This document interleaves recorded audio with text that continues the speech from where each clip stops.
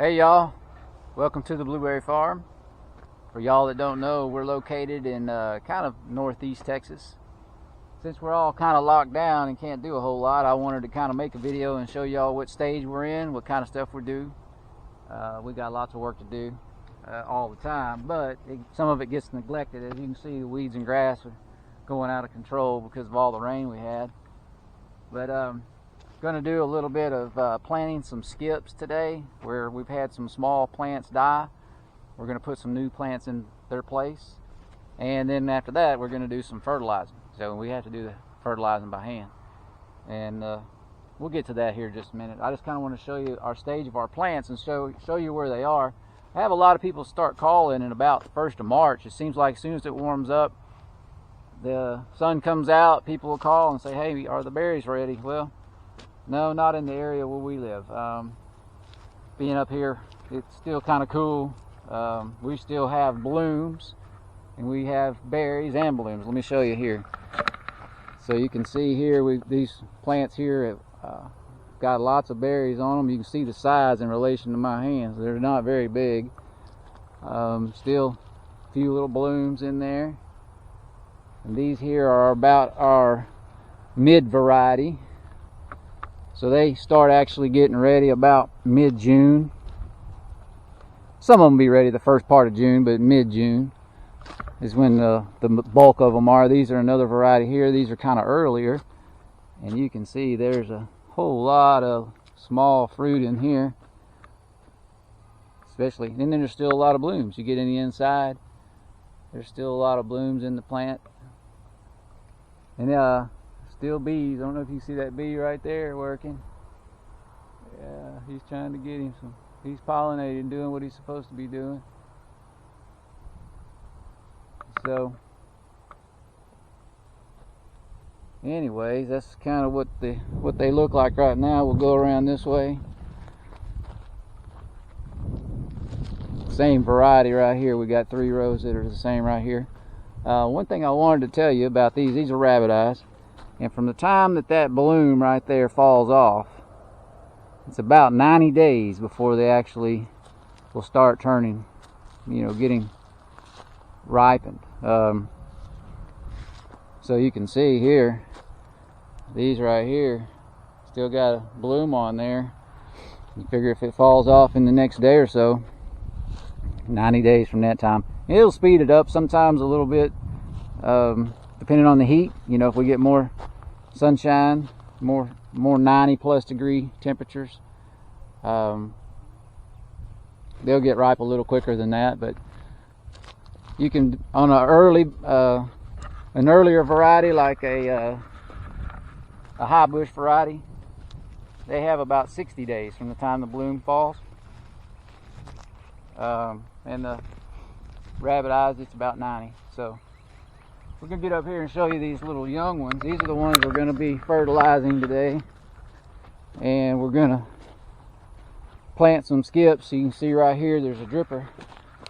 There's a dripper right there, but the plant's, it's gone. Something either pulled it up, a deer might have pulled it up. This one didn't get pulled up, it's just dead. So we're going to replace it. And look at these little guys. Typically, I wouldn't allow these little plants to put those berries on there, but this is a newer variety that I'm trying, and look at all the blooms it still has on that little thing. And the size of these are really good. These are going to be good for us, I think.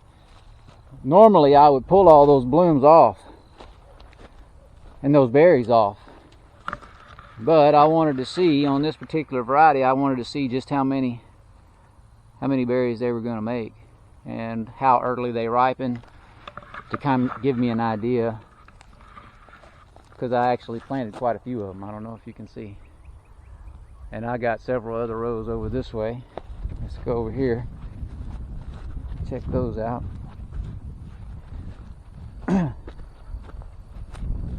can see, like I said, there's plenty of weeds and grass, and anybody who wants to come pull some, they're more than welcome. Because I can assure you, that's not one of our favorite jobs. This is another Another variety here, these berries right here, I'll tell you what, they're some of the prettiest berries that we have.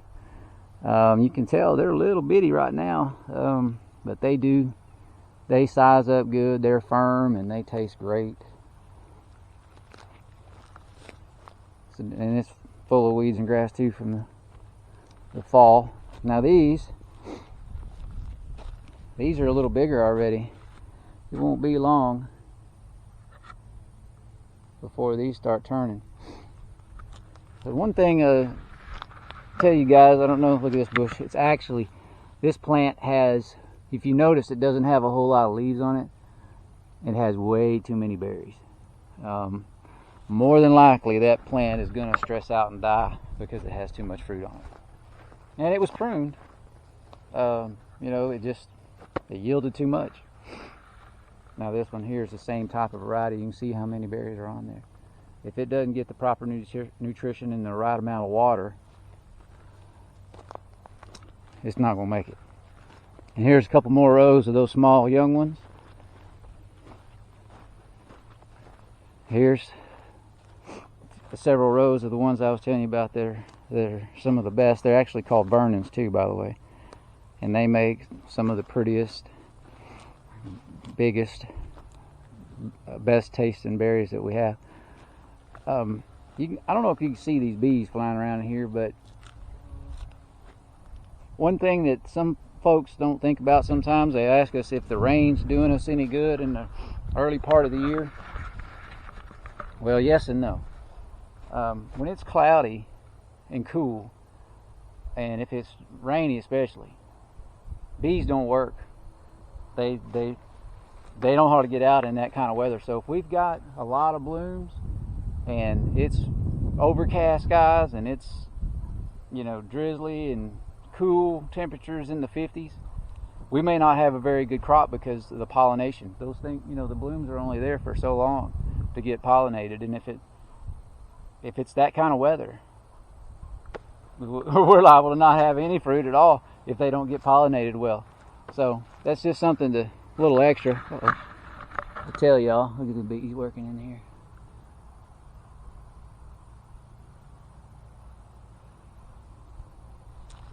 One right there. I hope that thing will sees them and doesn't get too blurred out. I'm not sure. I've never done a close-up like this before.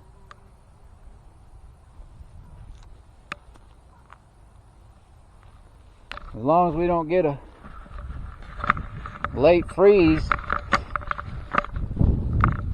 we may be good. Late freeze can get them, and he still can get disease if it rains too much. That's our season last year was pretty much a wash because we had too much rain, and every time we had blueberries turn blue, it rained and it ruined those berries. They would bust on us and they got really soft.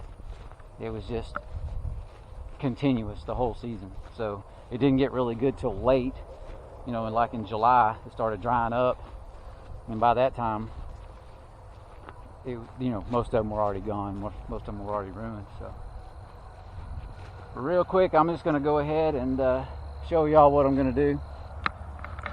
I've got these little young liner plants right here. These are the same variety. If you noticed, I don't have any fruit on these because I'm about to plant them, and I don't like to have any fruit on them when I'm going to plant them. I'll cut them down and prune them and cut the berries off. I pulled all the blooms off of these a couple weeks ago so that they wouldn't have any, because I knew that I was going to be putting them in the ground.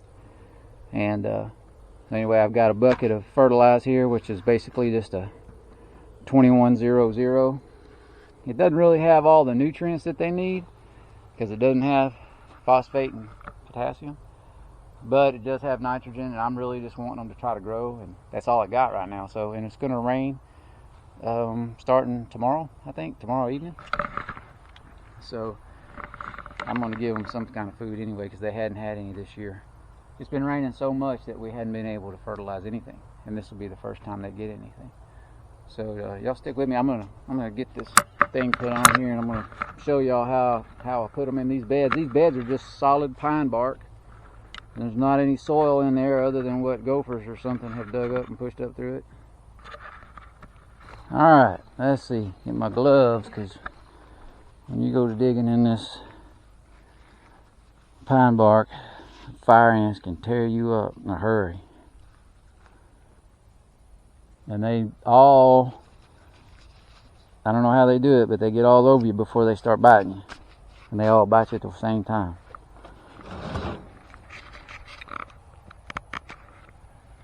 Now I hope you are able to see all this pretty well.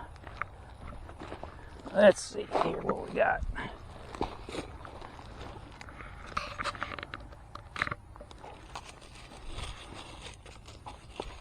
We just started these, you know, you just start them in this pot all together, because we knew we were going to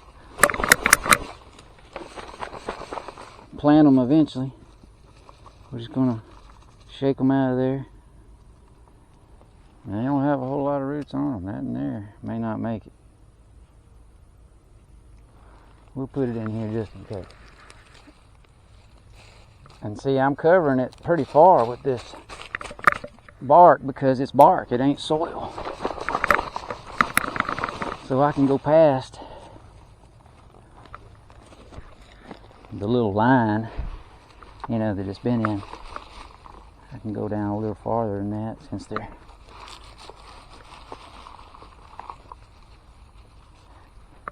kind of tangled up.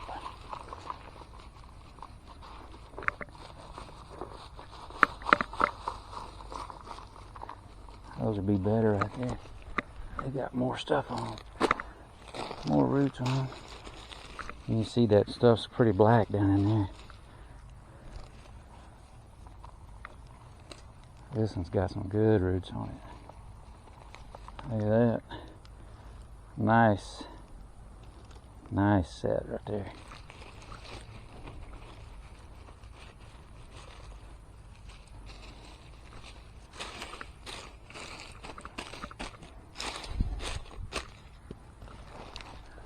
Oh, well, we ain't gonna mess with that, and there's a fire ant bed there. Let's see. There's another one over here.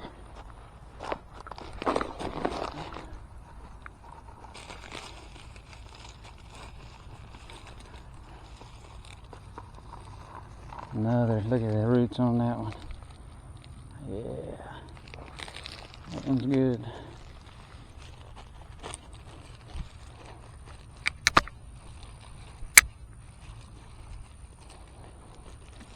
Trying to spread those out as much as I can. One thing I'll tell you too, see how I turn that?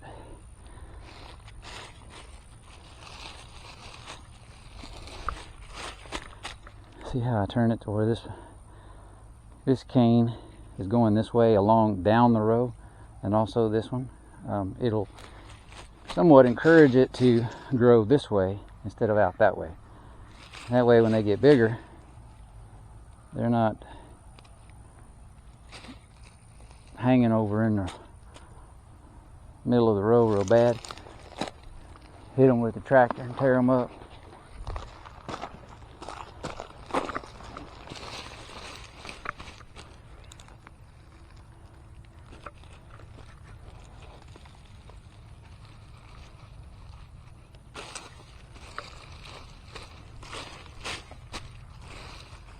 I say it's supposed to rain in the next few days, so that'll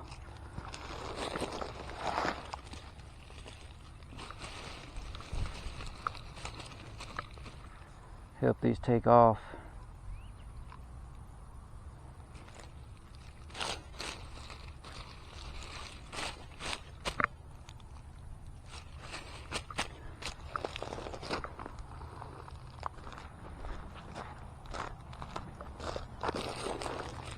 This particular field here, we've got these plants planted at about 24 inches, which is kind of narrow, but golly, that thing put a lot of roots on it and it still died. That's crazy. Kind of narrow, but we're gonna machine harvest these So we're basically just making a hedge with them.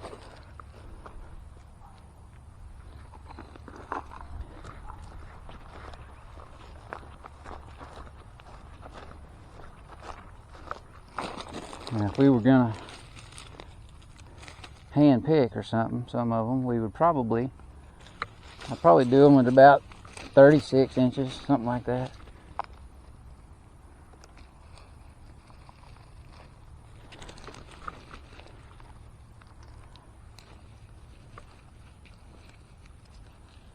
Oh, there's two of them in there.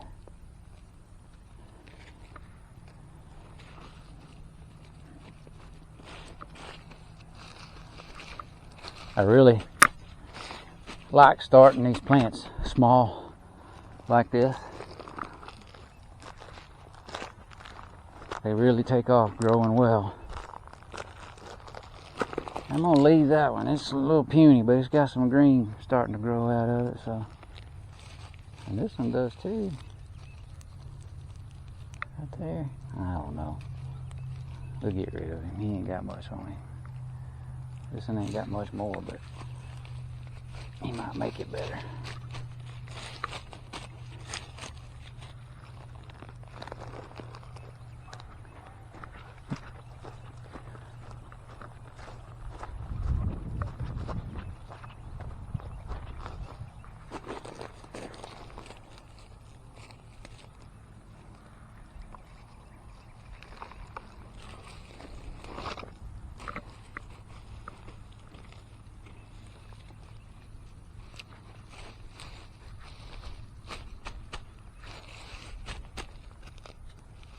And Bermuda grass will take over everything. I have to be out here getting after that every day.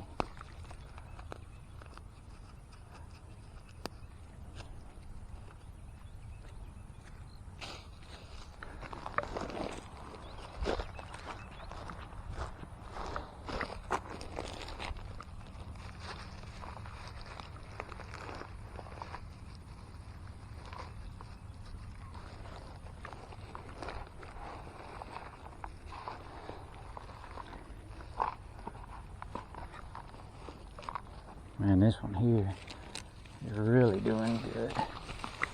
Got a bigger hole for it.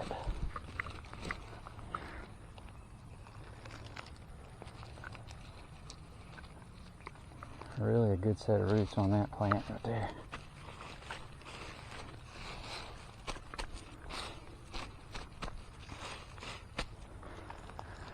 We've only got two more.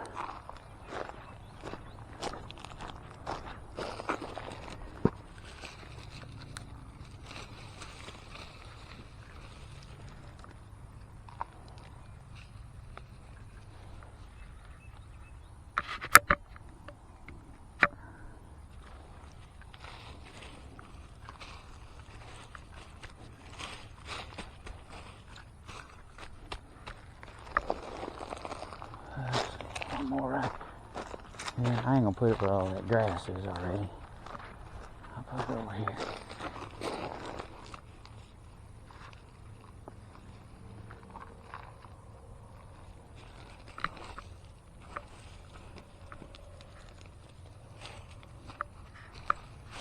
Alright, that didn't take long. I got more dead ones, but that's all the plants I got.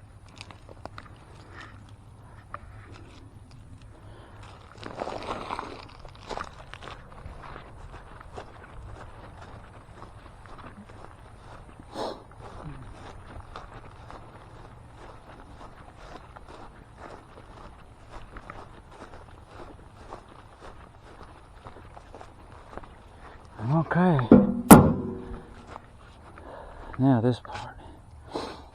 This ain't fun at all, I can tell you that.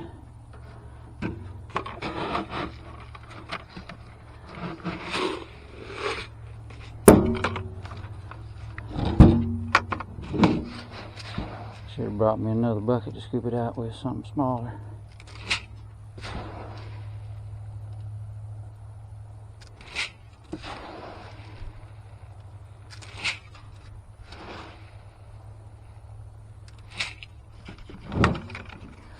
Alright, I'm just going to throw about that much. I don't know, that's not a whole lot, you know, half a handful just scattered on.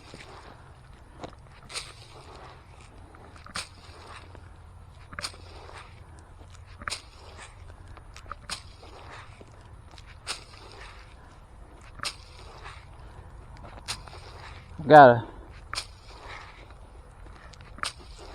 dispenser that I use to put out. I don't know if y'all ever see that or not. Dispenser I use to put out this fertilize on all the bigger plants, but since these are little, I just do it like this.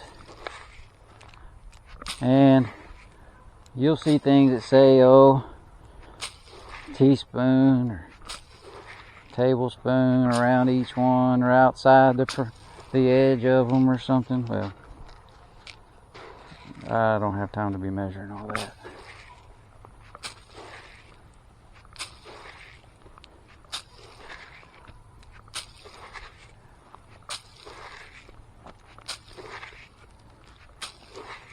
And I've got 1,000 of these to do. So you can see how measuring out a teaspoon or tablespoon per plant, how time consuming that could be.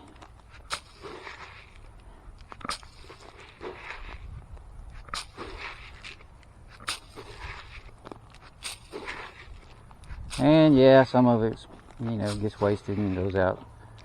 But I don't want the roots to be balled up right around the plant anyway. I want them to go out searching for their food. So when it scatters like that, it's better than just being out on the outside edge of the ring, in my opinion.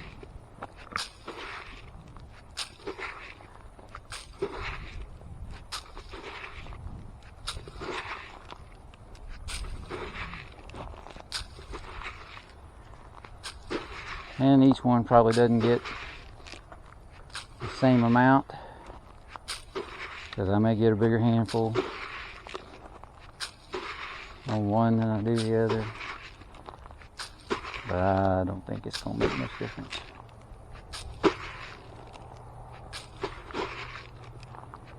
With the kind of rains we've been getting lately, I'll be lucky if it don't all wash away anyway.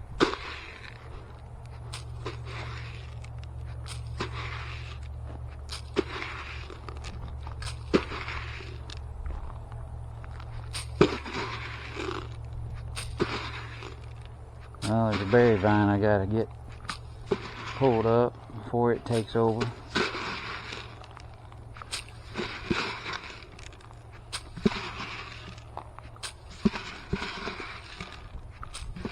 Alright, that's the end of that bucket.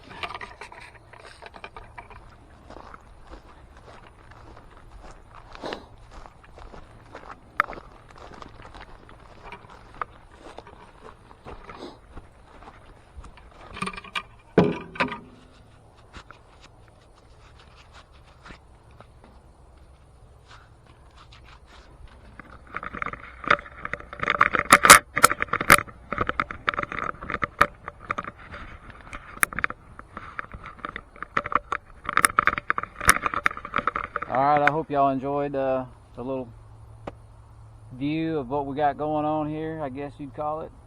Getting to see what's going on, see what stage the plants are in. Like I said, it's April 1st, 2020. So we're doing what we can to keep them going and trying to keep this grass down. It's just crazy. It rains too much. But anyhow, I've got a lot of work to do, so I'm going to let y'all go. If you haven't already, please hit the subscribe button and like the videos. And any comments about blueberry farming, please send them on. I'll do my best to answer them. And if we can get a lot of, get a lot of subscribers, we'll start doing more of these and start, if there's some interest. And keep y'all updated. One thing I will tell you, you see them little birds right there? I don't know if you can see them. They will wipe out the blueberry crop in a day. So those are cedar waxwings. I think that's about it. I appreciate you guys joining us. We'll see you in the next one.